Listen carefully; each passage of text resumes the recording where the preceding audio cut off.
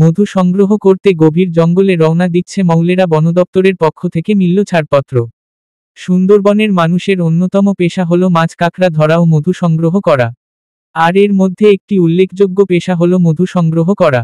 সাধারণত যারা মধু সংগ্রহ করে তাদেরকে মৌলে বলে। এরা বছরের একটা নির্দিষ্ট সময়ে জঙ্গলে যায় এবং মধু সংগ্রহ করে। জীবনের পরোয়া না করেই মৌলেরা জঙ্গলে যায় এবং নিজেরাও জানে জঙ্গল থেকে তারা নাও ফিরতে পারে। তবুও জীবন জীবিকার তাগিদে তাদের জঙ্গলে যেতে হয়, যুদ্ধ করতে হয় বাঘ, কুমির, বিষধর সাপেদের সাথে। সাধারণত ফাল্গুন মাসেই হেতাল গাছে ফুল ফোটে এবং তারপরেই অন্যান্য গাছগুলিতে ফুল ফুটতে দেখা যায়। যেমন আষাঢ় মাসের প্রথম দিকে খোলসে ফুল ফোটে আর মৌমাছিরা এই সময় জঙ্গলে তাদের বাসা তৈরি করে এবং মধু সংগ্রহ করে চাক পরিপূর্ণ করে।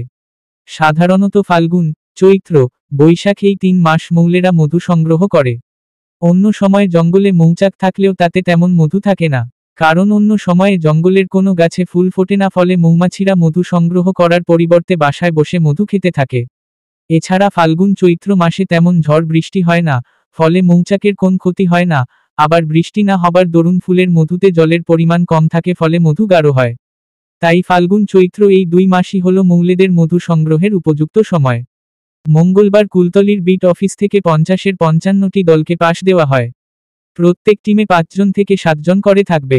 এবারে বন দফতর আশা করছে 10 টনের মতো মধু তারা মৌলেদের কাছ থেকে সংগ্রহ করতে পারবে।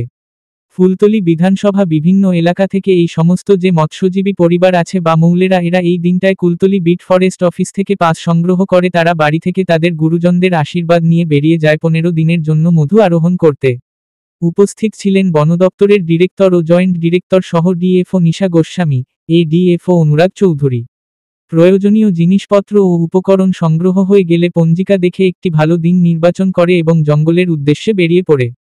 জঙ্গলে যাওয়ার পূর্বে মা বনবিবির উদ্দেশ্যে পুজো দেয়। 10-15 দিনের খাবার সামগ্রী বাদেও তারা সঙ্গে নেয় একটি বড় দা বা হেসো, যা মধুর চাক কাটতে প্রয়োজন হয়। দলে যে জন লোক থাকে প্রত্যেকের জন্য ছোট অথবা মাঝারি দা থাকে। এছাড়াও সঙ্গে থাকে বড় নেট জাল, 2-3টি হাঁড়ি, বালতি, বড় মোটা দড়ি, খড়, প্লাস্টিকের ড্রাম, টিনের ড্রাম, প্রত্যেকের জন্য একটি কদাকার মুখোশ, 2টি গামলা প্রভৃতি। এসবই তাদের মধু সংগ্রহ করার সময় প্রয়োজন হয়। মৌলেরা সাধারণত জোয়ারের জলেই গভীর জঙ্গলে প্রবেশ করার চেষ্টা করে। এদের জঙ্গলের পথঘাট সবই জানা থাকে, ফলে কোন পথে গেলে নির্দিষ্ট স্থানে পৌঁছানো যাবে তা সহজেই নির্ধারণ করে নেয়। এইভাবেই চলে মৌলেদের জীবন জীবিকা মৃত্যুকে হাতে নিয়ে। বন দপ্তরের পক্ষ থেকে মধুর দাম নির্ধারণ করা হয়েছে উৎকৃষ্ট মানের মধু প্রতি কেজি 275 টাকা এবং একটু নিম্নমানের মধু প্রতি কেজি 240 টাকা। স্বামীরা মধু সংগ্রহ করার জন্য গভীর জঙ্গলে পাড়ি দেয়। অন্যদিকে এই 15টা দিন গ্রামের মহিলারা সারাদিনে উপোস থেকে বিকাল সন্ধ্যা নাগাদ ওরা পান্তা খেয়ে নেয়। যতক্ষণ না ওরা বাড়ির পথে রওনা না হচ্ছে ততক্ষণ ওরা মাছ মাংস শাকসবজি দিয়ে রান্না করবে না। মৌলেদের সংগ্রহ করা ওই মধু বন দফতরের থেকে কিনে নেবে ওয়েস্ট বেঙ্গল ফরেস্ট কর্পোরেশন। সেই মধু সংশোধনের পরে প্যাকেজিং করে মৌবন নামে বাজারে বিক্রি করবে তারা। ফরেস্ট কর্পোরেশনকে দেওয়ার পরেও মধু বাড়তি থাকলে তা বন দফতরের তরফেই বাইরে বিক্রি করা হবে। আজকে এই সুন্দরবনের যে হানি কালেকশন শুরু হয়েছে তাতে 24 পরগনা সাউথ ডিভিশনের তরফ থেকে এখানে ফুলতলি বিটে আমরা একটা অনুষ্ঠান করে এই বিএলসি এবং পারমিট দেওয়া শুরু করেছি।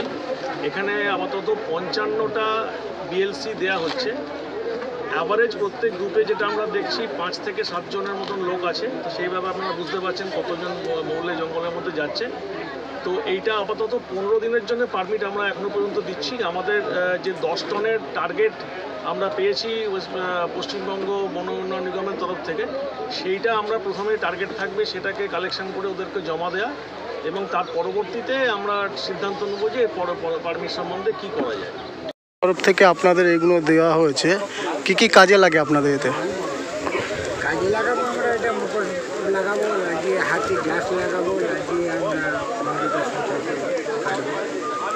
আচ্ছা, মুখোশটা কি জন্য লাগানো হয়? মুখোশটা লাগানো হয় এই যে সুন্দরবনের বাঘের আক্রমণের জন্য এই মুখোশটা লাগানো। আপনি কতদিনে মানে কত বছর ধরে করছেন মৌলিক হচ্ছে? 40। তা কেমন অভিজ্ঞতা আপনার?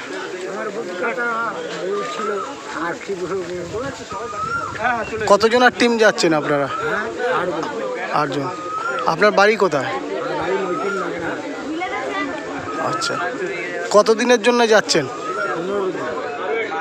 আপনার নাম? আমার নাম মোহাম্মদ মাদার।